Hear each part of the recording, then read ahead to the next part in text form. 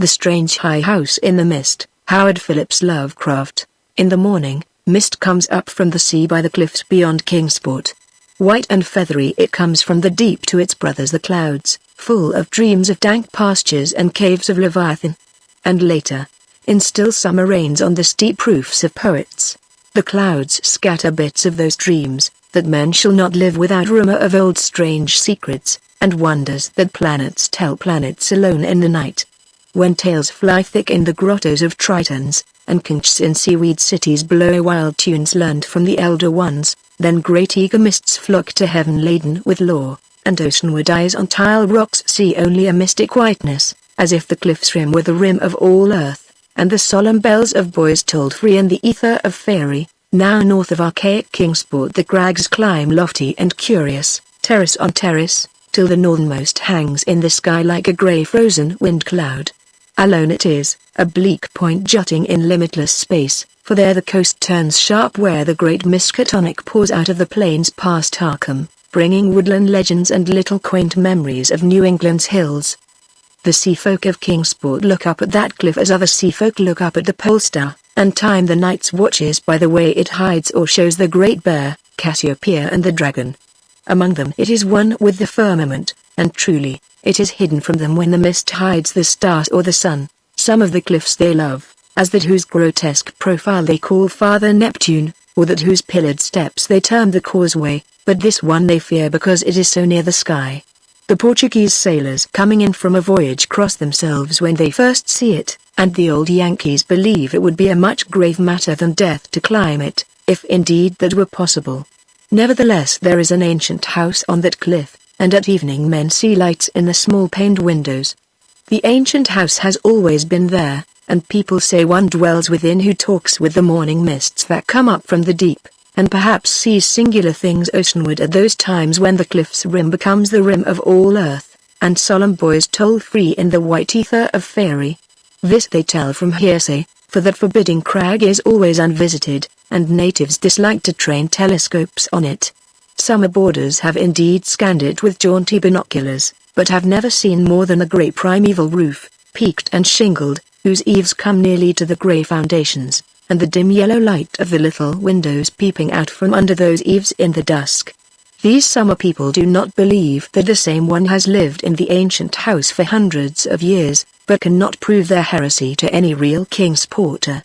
Even the terrible old man who talks to leaden pendulums in bottles, buys groceries with centuried Spanish gold, and keeps stone idols in the yard of his antediluvian cottage in Water Street can only say these things were the same when his grandfather was a boy, and that must have been inconceivable ages ago, when Belcher or Shirley or Pownall or Bernard was governor of His Majesty's province of the Massachusetts Bay. Then one summer here came a philosopher into Kingsport. His name was Thomas Olney, and he taught ponderous things in a college by Narragansett Bay. With stout wife and romping children he came, and his eyes were weary with seeing the same things for many years, and thinking the same well-disciplined thoughts. He looked at the mists from the diadem of Father Neptune, and tried to walk into their white world of mystery along the Titan steps of the causeway. Morning after morning he would lie on the cliffs and look over the world's rim at the cryptical ether beyond, listening to spectral bells and the wild cries of what might have been gulls.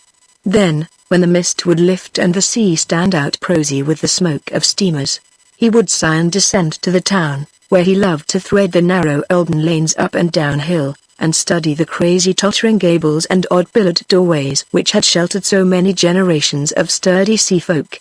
And he even talked with the terrible old man, who was not fond of strangers, and was invited into his fearsomely archaic cottage where low ceilings and wormy paneling hear the echoes of disquieting soliloquies in the dark small hours. Of course it was inevitable that Olney should mark the grey unvisited cottage in the sky, on that sinister northward crag which is one with the mists and the firmament. Always over Kingsport it hung, and always its mystery sounded in whispers through Kingsport's crooked alleys. The terrible old man wheezed a tale that his father had told him, of lightning that shot one night up from that peaked cottage to the clouds of higher heaven, and Granny Orne, whose tiny gambrel-roofed abode in Ship Street is all covered with moss and ivy, croaked over something her grandmother had heard at second-hand, about shapes that flapped out of the eastern mists straight into the narrow single door of that unreachable place, for the door is set close to the edge of the crag toward the ocean, and glimpsed only from ships at sea. At length, being avid for new strange things and held back by neither the king's porter's fear nor the summer boarder's usual indolence, Olney made a very terrible resolve. Despite a conservative training, or because of it, for humdrum lives breed wistful longings of the unknown, he swore a great oath to scale that avoided Northern Cliff and visit the abnormally antique grey cottage in the sky. Very plausibly his saner self argued that the place must be tenanted by people who reached it from inland along the easier ridge beside the Miskatonic estuary. Probably they traded in Arkham, knowing how little Kingsport liked their habitation, or perhaps being unable to climb down the cliff on the Kingsport side. Olney walked out along the lesser cliffs to where the great crag leapt insolently up to consort with celestial things, and became very sure that no human feet could mount it or descend it on that beetling southern slope. East and north it rose thousands of feet perpendicular from the water, so only the western side, inland and toward Arkham, remained. One early morning in August Olney set out to find a path to the inaccessible pinnacle. He worked northwest along pleasant back roads, past Hooper's Pond and the old brick powder house to where the pastures slope up to the ridge above the Miskatonic and give a lovely vista of Arkham's white Georgian steeples across leagues of river and meadow. Here he found a shady road to Arkham, but no trail at all in the seaward direction he wished. Woods and fields crowded up to the high bank of the river's mouth, and bore not a sign of man's presence, not even a stone wall or a straying cow, but only the tall grass and giant trees and tangles of briars that the first Indian might have seen. As he climbed slowly east, higher and higher above the estuary on his left and nearer the sea, he found the way growing in difficulty till he wondered how ever the dwellers in that disliked place managed to reach the world outside, and whether they came often to market in Arkham. Then the trees thinned, and far below him on his right he saw the hills and antique roofs and spires of Kingsport. Even Central Hill was a dwarf from this height, and he could just make out the ancient graveyard by the Congregational Hospital beneath which rumor said some terrible caves or burrows lurked. Ahead lay sparse grass and scrub blueberry bushes, and beyond them the naked rock of the crag and the thin peak of the dreaded grey cottage. Now the ridge narrowed, and Olney grew dizzy at his loneness in the sky. South of him the frightful precipice above Kingsport, north of him the vertical drop of nearly a mile to the river's mouth. Suddenly a great chasm opened before him, 10 feet deep, so that he had to let himself down by his hands and drop to a slanting floor, and then crawl perilously up a natural defile in the opposite wall. So this was the way the folk of the uncanny house journeyed betwixt earth and sky. When he climbed out of the chasm a morning mist was gathering, but he clearly saw the lofty and unhallowed cottage ahead, walls as grey as the rock, and high peak standing bold against the milky white of the seaward vapors. And he perceived that there was no door on this landward end, but only a couple of small lattice windows with dingy bull's-eye panes leaded in 17th century fashion. All around him was cloud and chaos, and he could see nothing below the whiteness of illimitable space. He was alone in the sky with this queer and very disturbing house, and when he sidled around to the front and saw that the wall stood flush with the cliff's edge, so that the single narrow door was not to be reached save from the empty ether, he felt a distinct terror that altitude could not wholly explain. And it was very odd that shingles so worm-eaten could survive, or bricks so crumbled still form a standing chimney. As the mist thickened, Olney crept around to the windows on the north and west and south sides, trying them but finding them all locked. He was vaguely glad they were locked, because the more he saw of that house the less he wished to get in. Then a sound halted him. He heard a lock rattle and a bolt shoot, and a long creaking follow as if a heavy door were slowly and cautiously opened. This was on the oceanward side that he could not see, where the narrow portal opened on blank space thousands of feet in the misty sky above the waves. Then there was heavy, deliberate tramping in the cottage, and Olney heard the windows opening, first on the north side opposite him, and then on the west just around the corner. Next would come the south windows, under the great low eaves on the side where he stood, and it must be said that he was more than uncomfortable as he thought of the detestable house on one side and the vacancy of upper air on the other. When a fumbling came in the nearer casements he crept around to the west again, flattening himself against the wall beside the now opened windows. It was plain that the owner had come home, but he had not come from the land, nor from any balloon or a ship that could be imagined. Steps sounded again, and Olney edged round to the north, but before he could find a haven a voice called softly, and he knew he must confront his host. Stuck out of the west window was a great black-bearded face whose eyes were phosphorescent with the imprint of unheard-of sights. But the voice was gentle, and of a quaint olden kind, so that Olney did not shudder when a brown hand reached out to help him over the sill and into that low room of black oak wainscots and carved Tudor furnishings. The man was clad in very ancient garments, and had about him an unplaceable nimbus of sea lore and dreams of tall galleons. Olney does not recall many of the wonders he told, or even who he was, but says that he was strange and kindly, and filled with the magic of unfathomed voids of time and space. The small room seemed green with a dim aqueous light, and Olney saw that the far windows to the east were not open, but shut against the misty ether with dull panes like the bottoms of old bottles. That bearded host seemed young, yet looked out of eyes steeped in the elder mysteries, and from the tales of marvelous ancient things he related, it must be guessed that the village folk were right in saying he had communed with the mists of the sea and the clouds of the sky ever since there was any village to watch his taciturn dwelling from the plain below. And the day wore on, and still Olney listened to rumors of old times and far places, and heard how the kings of Atlantis fought with the slippery blasphemies that wriggled out of rifts in ocean's floor, and how the pillared and weedy temple of Poseidon is still a glimpse at midnight by lost ships, who knew by its sight that they are lost. Years of the Titans were recalled, but the host grew timid when he spoke of the dim first age of chaos before the gods or even the elder ones were born, and when the other gods came to dance on the peak of Harthagkia in the stony desert near Eltha, beyond the river sky. It was at this point that there came a knocking on the door, that ancient door of nail-studded oak beyond which lay only the abyss of white cloud. Olney started in fright, but the bearded man motioned him to be still, and tiptoed to the door to look out through a very small peephole. What he saw he did not like, so pressed his fingers to his lips and tiptoed around to shut and lock all the windows before returning to the ancient settle beside his guest. Then Olney saw lingering against the translucent squares of each of the little dim windows in succession a queer black outline as the caller moved inquisitively about before leaving, and he was glad his host had not answered the knocking. For there are strange objects in the great abyss, and the seeker of dreams must take care not to stare up or meet the wrong ones. Then the shadows began to gather, first little furtive ones under the table, and then bolder ones in the dark paneled corners. And the bearded man made enigmatical gestures of prayer, and lit tall candles in curiously wrought brass candlesticks. Frequently he would glance at the door as if he expected someone, and at length his glance seemed answered by a singular rapping which must have followed some very ancient and secret code. This time he did not even glance through the peephole, but swung the great oak bar and shot the bolt, unlatching the heavy door and flinging it wide to the stars and the mist. And then to the sound of obscure harmonies there floated into that room from the deep all the dreams and the memories of Earth's sunken mighty ones. And golden flames played about weedy locks, so that Olney was dazzled as he did them homage. Trident-bearing Neptune was there, and sportive Tritons and fantastic Nereids, and upon dolphins' backs was balanced a vast crenulate shell wherein rode the gay and awful form of primal Nodens, lord of the great abyss.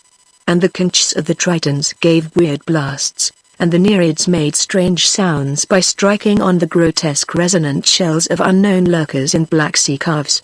Then hoary Nodens reached forth a wizened hand and helped Olney and his host into the vast shell, whereat the conchs and the gongs set up a wild and awesome clamor. And out into the limitless ether reeled that fabulous train, the noise of whose shouting was lost in the echoes of thunder. All night in Kingsport they watched that lofty cliff when the storm and the mists gave them glimpses of it, and when toward the small hours the little dim windows went dark they whispered of dread and disaster. And Olney's children and stout wife prayed to the bland proper God of Baptists, and hoped that the traveller would borrow an umbrella and rubbers unless the rain stopped by morning. Then dawn swam dripping and mist-wreathed out of the sea, and the boys told solemn in vortices of white ether. And at noon elfin horns rang over the ocean as Olney, dry and light-footed, climbed down from the cliffs to antique Kingsport with the look of far places in his eyes. He could not recall what he had dreamed in the sky-perched hut of that still nameless hermit, or say how he had crept down that crag untraversed by other feet. Nor could he talk of these matters at all save with the terrible old man, who afterward mumbled queer things in his long white beard, vowing that the man who came down from that crag was not wholly the man who went up, and that somewhere under that grey-peaked roof, or amidst inconceivable reaches of that sinister white mist, there lingered still the lost spirit of him who was Thomas Olney. And ever since that hour, through dull dragging years of greyness and weariness, the philosopher has laboured and eaten and slept and done uncomplaining the suitable deeds of a citizen. Not any more does he long for the magic of farther hills, or sigh for secrets that peer like green reefs from a bottomless sea. The sameness of his days no longer gives him sorrow, and well-disciplined thoughts have grown enough for his imagination. His good wife waxes stouter and his children older and prosier and more useful, and he never fails to smile correctly with pride when the occasion calls for it. In his glance there is not any restless light, and all he ever listens for solemn bells or far elfin horns. It is only at night when old dreams are wandering. He has never seen Kingsport again, for his family disliked the funny old houses and complained that the drains were impossibly bad. They have a trim bungalow now at Bristol Highlands, where no tall crags tower, and the neighbours are urban and modern. But in Kingsport strange tales are abroad, and even the terrible old man admits a thing untold by his grandfather. For now, when the wind sweeps boisterous out of the north past the high ancient house that is one with the firmament, there is broken at last that ominous, brooding silence ever before the bane of Kingsport's maritime cotters. And old folk tell of pleasing voices heard singing there, and of laughter that swells with joys beyond earth's joys, and say that at evening the little low windows are brighter than formerly. They say, too, that the fierce aurora comes oftener to that spot, shining blue in the north with visions of frozen worlds, while the crag and the cottage hang black and fantastic against wild coruscations. And the mists of the dawn are thicker, and sailors are not quite so sure that all the muffled seaward ringing is that of the solemn boys. Worst of all, though, is the shrivelling of old fears in the hearts of Kingsport's young men, who grow prone to listen at night to the north wind's faint distant sounds. They swear no harm or pain can inhabit that high-peaked cottage, for in the new voices gladness beats, and with them the tinkle of laughter and music. What tales the sea mists may bring to that haunted and northernmost pinnacle they do not know, but they long to extract some hint of the wonders that knock at the cliff-yawning door when clouds are thickest. And patriarchs dread lest some day one by one they seek out that inaccessible peak in the sky, and learn what centuried secrets hide beneath the steep shingled roof which is part of the rocks and the stars and the ancient fears of Kingsport. That those venturesome youths will come back they do not doubt, but they think a light may be gone from their eyes, and a will from their hearts. And they do not wish quaint Kingsport with its climbing lanes and archaic gables to drag listless down the years, while voice by voice the laughing chorus grows stronger and wilder in that unknown and terrible eyrie where mists and the dreams of mists stop to rest on their way from the sea to the skies. They do not wish the souls of their young men to leave the pleasant hearths and gambrel-roofed taverns of old Kingsport, nor do they wish the laughter and song in that hierarchy place to grow louder.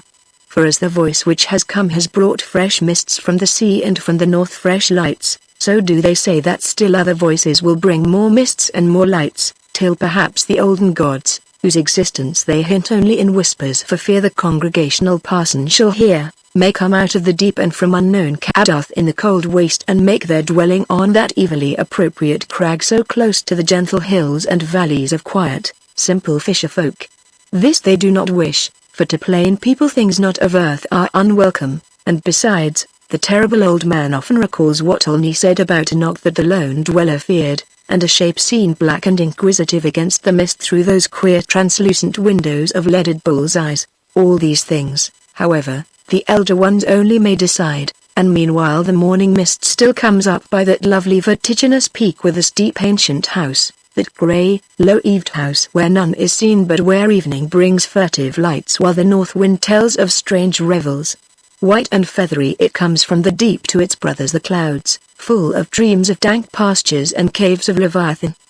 And when tales fly thick in the grottos of Tritons, and conchs in seaweed cities blow wild tunes learned from the elder ones, then great eager vapors flock to heaven laden with lore, and Kingsport, nestling uneasy in its lesser cliffs below that awesome hanging sentinel of rock, sees oceanward only a mystic whiteness, as if the cliff's rim were the rim of all earth, and the solemn bells of the boys tolled free in the ether of faery,